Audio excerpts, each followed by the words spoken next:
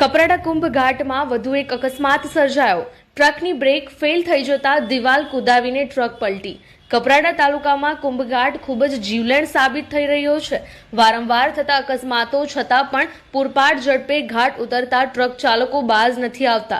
ત્યારે ગતરોજ PVC seat મોરબીથી ભરીને જઈ રહેલા ટ્રકની બ્રેક ફેલ થઈ જતા ચાલકે સ્ટીયરિંગ પરનો કાબુ ગુમાવતા ટ્રક ઘાટના સાઈડમાં બનેલ પથ્થરના ડિવાઈડર કુદાવીને આગળના બે વ્હીલ બહાર નીકળી આવતા પાછળનો ભાગ ઊંડી ખાઈ તરફ નમી પડ્યો હતો।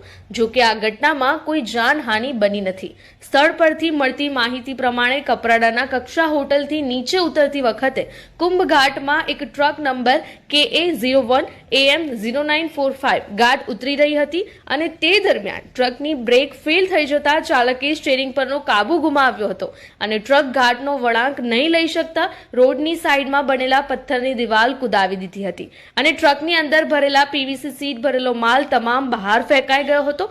અંદાજિત પીવીસીની સીટ 30 લાખ રૂપિયાનો માલ ભર્યો હોવાનું સ્થળ પરથી જાણવા મળ્યું હતું। ત્યારે આ ઘટનામાં કોઈ જાનહાનિ બની નથી, પરંતુ ટ્રક જે રીતે ધડાકાભેર પથ્થરના ડિવાઈડર સાથે અથડાઈ અને આગળના બે ટાયર નમી જતા પાછળ ભરેલા સામાનનું વજન આગળ આવી જતા ટ્રકની સમગ્ર કેબિન તોડીને સામાન નીચેની તરફ ખાઈમાં જઈ પડ્યો હતો।